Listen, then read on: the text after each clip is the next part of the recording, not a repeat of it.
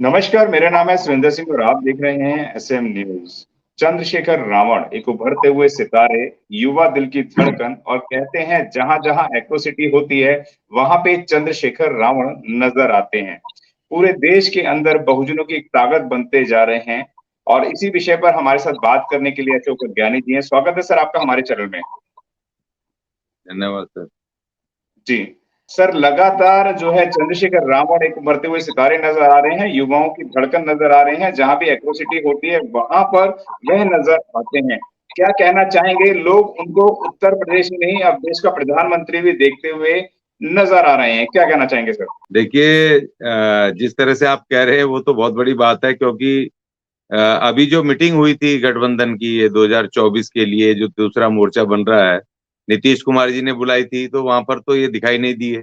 अगर तमाम लोग प्रधानमंत्री बनाना चाह रहे हैं तो उस गठबंधन में वहां के तमाम राजनीतिक दलों ने, कांग्रेस और सारे, इनका बहिष्कार ही किया है, बुलाया नहीं इनको, वहां पर बिल्कुल नहीं बुलाया।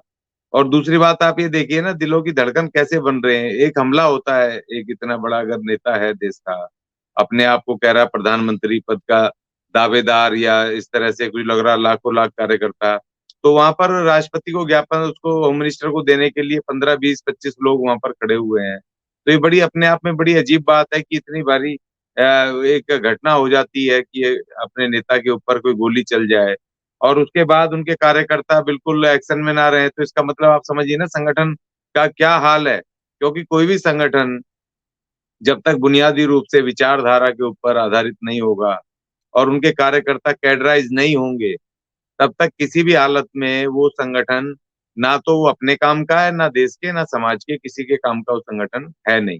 आपको इनका बैकग्राउंड पता होगा, 2014 से ये भीम आर्मी, ये संगठन शुरू हुआ था और 2015 में एक किस घटना के लिए ये झगड़ा हुआ था वहां ठाकुरों से 2015 में, जिससे सुर्खियों में आए थे। वो घटना थी एक जातिवादी घटना, कि इन्होंने द ग्रेट चमार वहां पर लिखा हुआ था कि कुछ ऐसे धड़काली, welcomes you to the great चमार, इस तरह से वहां लिखा हुआ था वहां गांव के उस पर, रास्ते पर। और वहां उसी वजह से वहां पर वहां के ठाकुरों से इनका वहां पर झगड़ा हुआ, दलितों का। और उसके बाद ये सुर्खियों में आ गए वहां पर एकदम से, एक गिरफ्तारी हुई और उसके बाद सुर्खियों में पूरे उसकी बन गए। और उसके बाद 2020 में उस सामाजिक संगठन को इन्होंने तब्दील कर दिया उसमें, राजनीतिक दल में। और कई चुनाव ये लड़ चुके हैं, अभी तक तो ऐसी कोई मुझे कुछ दिखाई नहीं दिया। मैं भी राजनीति राजनीति में 24 घंटे ही रहता हूँ तकरीबन, और पिछले बहुत वर्षों से, 30 35 वर्षों से, तो मुझे तो ऐसा कहीं दिखाई नहीं दिया कि भाई ये दिलों की धड़कन कहीं किसी की दिखाई दे रहे हो, या पता चल रहा हो कि भाई ये दिल की धड़कन है।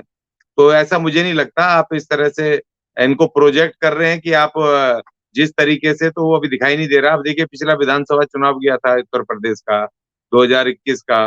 अब ये 2 सीट तक मांग रहे थे समाजवादी पार्टी से, और समाजवादी पार्टी के मुखिया ने इनको अपने गठबंधन में 2 सीट नहीं दी, एक तरह से बहिष्कार ही करा। और ये रो रहे थे प्रेस कॉन्फ्रेंस करके, जी मुझे 2 सीट नहीं दी, और उसको बुरा भला कह रहे थे, उसको, अखिलेश यादव को। अरे भाई, नहीं दी उन्होंने अपने गठबंधन में। आपके अगर इतने ताकतवर हो और आप अपने इतने ज्यादा आप फेमस हो, लाखों लाख लोग हैं, तो आप अपने बल पे चुनाव लड़ो ना। आप गठबंधन में नहीं दी किसी ने, किसी की जबरदस्ती थोड़ी जाओगे आप किसी के पास। अब बहन जी ने साफ मना किया कि भैया हम नहीं जाएंगे किसी गठबंधन में, अपने अकेले बल पर हम चुनाव लड़ेंगे। और अकेले बल पर वो अभी भी डटी हुई हैं, जबकि वो अजीत पवार वगैरह भाग्य गठबंधन के, वो वहां भगदड़ मची हुई है। लेकिन बहन जी अड़ी गए और दिल्ली में आके उन्होंने मोर्चा संभाल लिया। ये होता है लीडर, अनुभवशाली, कैडराइज लीडर, जिसको दूरदर्शिता पता हो और अपने बल पे, अपने संगठन पे, अपने लोगों पे, अपनी विचारधारा पे जिसको पूरी मजबूती के साथ जिसको विश्वास हो, फेथ हो, वो होता है नेता। वो समाज का नेता होता है। और उसको लगता है ये कभी इधर भाग, कभी उधर भाग, गठबंधन करने के चक्कर में कभी कांग्रेस की प्रियंका गांधी आ रही है, कभी कांग्रेस के हरीश रावत जी आ रहे हैं हालचाल पूछने। इस तरीके से तमाम ये मामला चल रहा है। ये बीजेपी को छोड़ करके तमाम के तमाम जितने पार्टियां हैं पूरे देश में, छोटी बड़ी, सबसे मिल लिए ये कि भैया मुझे कुछ विधायक बनवा दो या सांसद बनवा दो। मगर वो सब होने वाला नहीं है कुछ भी, क्योंकि अभी तक समाज में स्वीकार्यता हुई नहीं है इनकी ना, बहुजन समाज में किसी भी तरीके से। अब चमार शब्द को लेकर के एक जातिवादी, जो ब्राह्मणों ने जो जो शब्द थोपा हमारे ऊपर, जो वकील होकर के जो आदमी एलएलबी की पढ़ाई करके अपने गांव में 2015 में 14 में लगा रहा था कि भाई द ग्रेट चमार, और उसी चमार शब्द लिखने पे बोर्ड लगाने पे वहां झगड़ा हुआ और उसके बाद ये सुर्खियों में आए। तो भाई आप तो मनुवादियों के ही उस बात को मान रहे हो जो हमारे ऊपर ये शब्द जातिगत शब्द थोपे थे। आज उन्हीं जातियों के शब्दों को आप पकड़ के बैठे हो और उसी पे झगड़ा कर रहे हो, उसी को अपने गांव के बाहर लगा रहे हो, अपना द ग्रेट चमार लिख रहे हो उस जाति को जो गाली है। एट्रोसिटी एक्ट में अगर कोई हमें कोई चमार कह दे, कोई जातिगत शब्द उसे बोल दे हमें, तो हम तुरंत जाके एफआईआर दर्ज कराते हैं। और आप उसी शब्द को जो गाली है उसको द ग्रेट चमार करके आप उसको कर रहे थे। आपका उदय वहां से हुआ, आपका कोई विचार नहीं है, कोई आपका संघर्ष नहीं है। मान्यवर काशीराम जी ने जब अपनी पॉलिटिकल पार्टी बनाई थी बहुजन समाज पार्टी, तो उन्होंने 14 अप्रैल और 1984 को बनाई थी, बाबा साहब के जन्मदिन पर बनाई थी। और इन्होंने जो पार्टी बनाई मान्यवर काशीराम जी के जन्मदिन पर, ये 15 मार्च 2021 को 2020 को इन्होंने अपनी अपनी राजनीतिक दल का गठन किया मान्यवर काशीराम जी के उसमें, और भीम आर्मी संगठन चला रहे हैं। और उसको लेकर के काशीराम जी का इसलिए इन्होंने नाम लिया क्योंकि ये बहुजन समाज पार्टी को परास्त कर सकें, उनको हरा सकें, बहन मायावती जी की जगह ले सकें। इसलिए इन्होंने अपने आजाद समाज पार्टी और पीछे वो लगाया। तो बहुत सारी चीजें हैं। देखिए मुझे इस पे ज्यादा कुछ कहना नहीं है, सिर्फ मुझे ये कहना है कि हमारा एक मिशन है बहुजन समाज पार्टी, एक नेता है बहन मायावती, उसके अलावा ना तो कोई हमारा नेता है, ना हमारा कोई राजनीतिक दल है। और इनकी स्वीकार्यता, मैं महाराष्ट्र भी जाता हूँ, कहीं कहीं जाता हूँ, मुझे तो पता नहीं चलता कि भैया वहां पर कोई नाम भी लेने वाला है। साउथ में कोई नाम लेने वाला नहीं है। यहाँ पर उत्तर प्रदेश के कुछ इलाकों में कुछ नाम, या आप थोड़ा सा दिल्ली में कुछ लोग हैं, वो परंपरागत पिटे पिटाए लोग जिनको मैं जानता हूँ, वो लोग हैं, वही 2 4 5 कार्यकर्ता 10 कार्यकर्ता वो घूम रहे हैं, है ना। और कुछ थोड़े बहुत इधर उधर होंगे, लेकिन मुझे नहीं लगता कि इससे ऐसी कोई स्वीकार्यता है जितना मीडिया दिखा रहा है। जो ये गोदी मीडिया जितना उनको प्रमोट करा, यहाँ तक कि आपको पता होगा कि पीछे एक विदेशी पत्रिका आती है, वो टाइम्स आती है, कौन सी क्या नाम है, उसमें भी 2 साल पहले इनका 100वां उभरता हुआ नेता उस पे लिखा था, उस पे पृष्ठ पे, मेन पृष्ठ पे छापा था, मगर उसका भी इनको लाभ नहीं मिल पाया क्योंकि अभी 2 साल उस बात को भी हो गए, उसने भी नए नए अब एडिशन निकाल दिए, वो पुरानी कहानी हो गई। तो उस बेचारी पत्रिका का, इंटरनेशनल पत्रिका का भी लाभ इनको नहीं मिल पाया। तो मैं समझता हूँ इस बात को कि हमारा जो लीडर, हमारी जो मिशन है, हमारी लीडर है बहन मायावती, और हमारा मिशन मान्यवर काशीराम जी वाला असली मिशन जो बहुजन समाज पार्टी के रूप में है, वो हमारा मिशन है, उस पर हम काम कर रहे हैं। और जिसकी स्वीकार्यता अभी तक विपक्षी दलों में नहीं है, जिसकी स्वीकार्यता अपने नौजवानों में नहीं है। अब नौजवान वो कर रहे हैं जी, वीडियो डाल रहे हैं, आप देख लीजिए उस पे, मैं कल भी सुन रहा था, आज भी सुन रहा था कि वो कह रहे हैं कि भाई हम भीम आर्मी में तो हैं, वो सामाजिक संगठन है, लेकिन हम वोट बहन जी को करेंगे, बहुजन समाज पार्टी को करेंगे। और हाथी हमारा निशान है, नीला हमारा झंडा है, हाथी हमारा निशान है, बहन मायावती हमारी नेता है। तो इसीलिए मैं इस पे ज्यादा कुछ कहने के लिए है नहीं, क्योंकि ऐसा कोई बड़ा कोई वो सेक्रीफाइस, ऐसा कोई बड़ा विचारधारा को लेकर के कोई ऐसा बड़ा बुनियादी संगठन, राजनीतिक संगठन ये कुछ है नहीं। क्योंकि मैं इनके भाषण भी सुनता हूँ, मैं तो तकरीबन सभी दलों के भाषण राजनेताओं के जरूर सुनता हूँ, इनके भी सुनता हूँ। तो इनके किसी भाषण में ना तो मैंने कभी इनके भाषण में ये सुना कि इन्होंने कभी सरकार की नीतियों के ऊपर कोई बात अपना पक्ष रखा हो। जो नीतियां होती हैं सरकार की, अगर कोई राजनेता बनना चाहता है, राजनीति में आके कोई प्रधानमंत्री, मुख्यमंत्री, मंत्री, विधायक या सांसद बनना चाहता है, प्रतिनिधि बनना चाहता है समाज का, तो भाई आपको पता तो होनी चाहिए नीतियां क्या होती हैं। नीतियों के ऊपर आपने, जो सरकार की नीतियां हैं, उन नीतियों के ऊपर आपने अपनी एक बार राय नहीं रखी। एक बार, एक इनका कोई, मुझे कोई भाषण दिखा दे जिसमें कि इन्होंने नीतियों के, नीतिगत सवालों के ऊपर कोई इन्होंने अपने वक्तव्य दिया हो, कोई इन्होंने SC ST के कॉन्स्टिट्यूशनल अधिकारों के ऊपर अनुच्छेद वाइज कोई इन्होंने अपना वक्तव्य दिया हो, कोई हमारे बजट के ऊपर, हमारे जो जो संवैधानिक अधिकारों के ऊपर प्रॉपर विस्तृत तरीके से, एक सही तरीके से इन्होंने अपना वक्तव्य दिया हो कि अभी मौजूदा परिस्थितियों में क्या, और ये आए तो क्या करेंगे।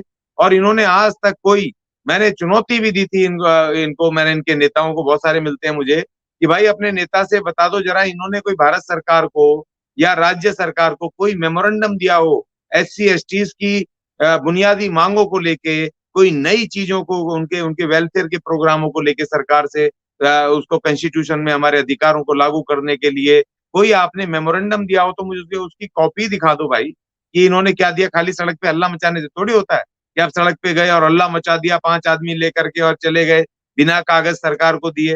वो थोड़ी होता है। जो कागज की वैल्यू होती है, जो कागज आप वहां रिसीव करवाते हो, देते हो, वो होम मिनिस्ट्री से लेकर के और भारत सरकार की फाइलों में लगी जाती है। तो कोई ऐसा बुनियादी काम, कोई ऐसी स्पीच जो कि संविधान पर आधारित हो, जो कि पॉलिसी मैटर पे, भारत की सरकार की पॉलिसी मैटर, जिसमें SC ST के राइट और कॉमन जो हमारे नागरिक हैं, महिलाओं के अधिकार, उनके ऊपर आपने विस्तृत कोई तरीके से बात की हो, जैसे कैडर मीटिंग होती है, जो जो अपना वक्तव्य आदमी देता है उस पर दिया हो, बस मैं मार दूंगा, तोड़ दूंगा, फलाना कर दूंगा, डरूंगा नहीं, ये नहीं करूंगा, हम ये कर देंगे, हम वो कर देंगे। ये कोई स्पीच होती है, ये कोई भाषण होते हैं क्या? ये ज्यादा नहीं चलने वाले हैं। तो ये सब, क्योंकि जब जब स्पीच के अंदर अगर अगर उसके अंदर अगर आपके पैनापन नहीं है, अगर धार नहीं है, और आपके बुनियादी मौजूदा समय की, अगर समाज की तकलीफ और आने वाले समय की अगर आपकी उसमें रणनीति और आप क्या करने वाले हो, अगर उसमें, अगर आपके कार्यक्रम, अगर उसमें आपके निहित नहीं है आपकी स्पीच में, तो एक अनुभवी, एक एक सही राजनेता का आपके अंदर अभी तक उदय नहीं हुआ है। उसके लिए आपको सीखना पड़ेगा, आपको बहुत मेहनत करनी पड़ेगी। अभी एकदम से 2-3-4 साल में ये मीडिया ने ख्याति दे दी है, उसकी वजह से वो करते हैं। और दूसरी बात, मान्यवर काशीराम जी का नाम रख लिया। मान्यवर काशीराम जी तो जेल जाने के सख्त खिलाफ थे। वो तो कहते थे कि भाई इस तरह का कोई उपद्रव नहीं करना है, किसी भी तरह का कोई ऐसा स्टेटमेंट नहीं देना है, हमें अपने लोगों को कैडराइज करके, उनको अपने वोट के अधिकार बता के, संवैधानिक अधिकार व शक्तियां बता करके उनको हमें जागरूक करना है, और उनको अपने आप को वोट डालने के लिए, अपनी पार्टी को, अपने नेताओं को वोट डालने का उनको उनको लिए प्रोत्साहित करना है, और उनको बताना है कि आप अपनी सरकार बनाओ, सत्ता की तरफ बढ़ो। राजनीति को उनके अंदर प्रचार करना है, कैडर पेश करना है, उनको इनका इतिहास बताना है। वो कहते थे कि भैया कोई जरूरत नहीं है इस तरह के धरने प्रदर्शन करने की, जिसमें कि ये आपको पकड़ के जेल में डाल देंगे, आपका मिशन वो खराब होगा। इनके जितने प्रदर्शन हुए उसमें तमाम कार्यकर्ता, नौजवान जेलों में पहुंचे, और बहुत सारे के तो आज तक जमानतें भी नहीं हुई हैं। तो वो क्या, कैसे ये क्या तौर तरीका है? एक उग्र वो नहीं है। बाबा साहब को दुनिया भर की गालियां मिली, उनके ऊपर इतने हमले हुए, लेकिन बाबा साहब ने कभी पलट करके कोई उपद्रव का जवाब उपद्रव से नहीं दिया। उन्होंने कभी कोई गाली किसी को लौट करके नहीं दी। वो लगे रहे अपनी धुन में, अपने मिशन में, और वो संविधान सभा में जा करके ही माने। वहां पहुंच करके उन्होंने हमें हमारे संविधान के अंदर कलम बंद करके हमें हमारे अधिकार दिए, जिसकी वजह से आज हम बोल रहे हैं, हम ये कपड़े पहने हैं, आज हम राजनीति का आनंद ले रहे हैं, आज हम चुनाव लड़ सकते हैं, पार्टी बना सकते हैं, आज हम वोट डाल सकते हैं। ये तमाम अधिकार हमें दिए। हम यहाँ पर IAS बन सकते हैं, PCS बन सकते हैं, डॉक्टर बन सकते हैं, कहीं पर भी जमीनें खरीद सकते हैं, पूरे देश के किसी किसी कोने में जा सकते हैं। परंपरागत पेशे हमारे ऊपर थोपे नहीं जाएंगे। आज हम हरिद्वार भी जाके गंगा में भी डुबकी मार सकते हैं। आज हम किसी राशन की दुकान पे भी राशन ले सकते हैं। निर्बाध रूप से हमें तमाम भारत की तमाम उन चीजों को, हमें एक आजादी के साथ हम उनका आनंद ले सकते हैं, उनको अपना इस्तेमाल कर सकते हैं, अपने न्याय ले सकते हैं। तो ये बाबा साहब ने किया। अगर वो गालियां बकते, अगर वो जेलों में जाते, अगर वो इस तरह से गालियां बक करके झगड़ा मोल ले लेते, छोटे छोटे टकराव करते, छोटे छोटे केसों में फंस जाते, तो बाबा साहब तो कभी भी हमारे लिए अधिकार नहीं दे पाते। देखिए यही बुनियादी फर्क है कि ये समझ लीजिए, बाबा साहब और कांसीराम जी का मिशन, उन मिशन में कहीं पर भी कोई उग्रता नहीं है, किसी भी तरह का कोई जेल नहीं गए, दोनों एक दिन भी जेल नहीं गए। और ये जेल की कहानी सुना रहे हैं। भाई हमारी राजनीति तो नहीं है ये मान्यवर कांसीराम जी की और बाबा साहब की और हमारे तमाम जो जितने हमारे नायक हैं, महानायक हैं, चाहे वो हमारे सावित्रीबाई फूले हों, हमारे तमाम हमारे जितने भी हो, हमारे फूले साहब से लेकर के साहू जी महाराज, और जितने भी हैं, पेरियार साहब, लल्लई सिंह यादव, हमारे जितने भी ये महायोद्धा रहे बाबा साहब तक, और हमारे संत गाडगे महाराज, ये तो तमाम बिल्कुल शांति का प्रतीक रहे, यहाँ अहिंसा के प्रतीक रहे। और बाबा साहब ने तो जब बुद्ध धर्म की वो जब उन्होंने वो ली, वहां पर शपथ ली, जब बुद्ध धर्म अपनाया, दीक्षा ली, तब उन्होंने तो बिल्कुल ही हिंसा को बिल्कुल ही अपने जीवन से दूर निकाल करके फेंक दिया। और बाबा साहब बुद्ध से बहुत प्रभावित थे, और संविधान के अंदर जो 4 पिल्लर हैं, वो न्याय, आजादी, समता और बंधुता, ये बुद्ध धर्म के 4 पिल्लर हैं, इसमें तो हिंसा का कहीं नामो निशान नहीं है। उग्रता से बात करने का, गाली गलौच या किसी को बदतमीजी से पेश गालियां देने का, इसमें तो कहीं पर भी वो नहीं है। तो वो सिद्धांत दिखाई नहीं दे रहे हैं और ये ज्यादा दिन नहीं चलता है। ये तमाम हवा के झोंके की तरह इस तरह के संगठन बहुत सारे आते हैं, बहुत सारे नेता इस तरह के आते हैं और वो जल्दी से जल्दी निकल जाते हैं, चले जाते हैं, उनका कोई वजूद होता नहीं है। देखिए, वैचारिक जो संगठन होते हैं, जो किसी एक कॉज के लिए बनते हैं, जो जिनकी बुनियाद, जिसकी संघर्ष और उनके उनके विचारधारा पर, किसी विचारधारा पर टिके होते हैं, तो वो लंबा समय लेते हैं उठने के लिए, ऊपर आने के लिए, और फिर वो लंबे समय तक संघर्ष में मैदान में रहते हैं और सत्ता की प्राप्ति करते हैं। तो फिर वो अपने समाज के लिए, अपने लोगों के लिए बिल्कुल सही काम करते हैं। बाबा साहब ने अगर संविधान नहीं लिखा होता तो इस देश के एक एक नागरिक को अधिकार नहीं मिलते, क्योंकि बाबा साहब पीड़ित थे जातिवाद से, वो पीड़ित थे इस देश के मनुवाद से। तो जब उनको कलम उठा करके लिखने का मौका है तो उन्होंने गालियां नहीं दी, उन्होंने नहीं कहा कि मुझे ब्राह्मणों ने पानी नहीं पीने दिया, प्रकाश ने मुझे पानी नहीं पीने दिया वहां पर स्कूल में, और बदले की भावना से नहीं किया। उन्होंने सबके लिए कलम बंद किया, महिलाओं के लिए, SC ST के लिए, वर्करों के लिए, तमाम एक एक नागरिक के लिए अधिकार उसमें दिए, बिल्कुल निष्पक्षता के साथ, बिना किसी द्वेष के उन्होंने, बाबा साहब ने वो अधिकार सबको दिए। ये महान चीजें, ये महान लोगों के काम है कि इस तरीके से जो विचार है और इस तरह के संगठन, जैसे अभी आपने देखा होगा कि 2012 में एक आया था इंडिया अगेंस्ट करप्शन, वो अन्ना आंदोलन, जो इतना एकदम रातों रात सारे मीडिया ने लाइव चला के उसको ऐसा हाईलाइट कर दिया कि एकदम ऐसा लगा बस महाक्रांति होने वाली है और बस इस देश से भ्रष्टाचार को नामो निशान मिटने वाला है। अब उस मिशन का देखो क्या क्या दुर्गति हो गई है। अब वो मिशन बिल्कुल बर्बाद, उसका तो नाम लेने वाला कोई नहीं है। वो लोकपाल कहाँ चला गया, एंटी करप्शन मूवमेंट कहाँ चला गया। तो इस तरह के मूवमेंट ज्यादा टिकते नहीं है, ज्यादा दिन चलते नहीं है। तो इसीलिए हमें इसमें कुछ कहना नहीं है। हमारा जो मिशन है, बहुजन मिशन, जो विचार पे, संघर्ष पे जो आधारित है, उसकी बुनियाद इतनी मजबूत है क्योंकि उनके कार्यकर्ता मिशनरी हैं, वो कैडर लिए हुए, और कैडर लगातार पार्टी चलाती है, संगठन चलाता है। तो उनके कैडर के ऊपर आधारित, कैडर बेस कार्यकर्ता जो कभी भी ना तो कभी गलत काम करेंगे, वो पूरी निष्पक्षता के साथ, पूरी ईमानदारी के साथ, निष्ठा के साथ अपने नेता की और अपनी पार्टी की जो आदेश होंगे, जो उनके उनके उनके कार्यक्रम होंगे, उनको पूरी निष्ठा, ईमानदारी के साथ उनको लागू करेगा अपने जीवन में, और मेहनत से संगठन के लिए काम करेगा। ये तमाम चीजें होती हैं। तो इसीलिए इसमें ज्यादा कुछ कहने के लिए है नहीं, और हमें इसमें चिंता करने की जरूरत नहीं। अगर आपने अभी तक हमारा चैनल सब्सक्राइब नहीं किया है तो सब्सक्राइब करें और घंटी का बटन बिल्कुल भी दबाना ना भूलें, ताकि सभी लेटेस्ट खबरें पहुंच सकें आप पे सबसे पहले।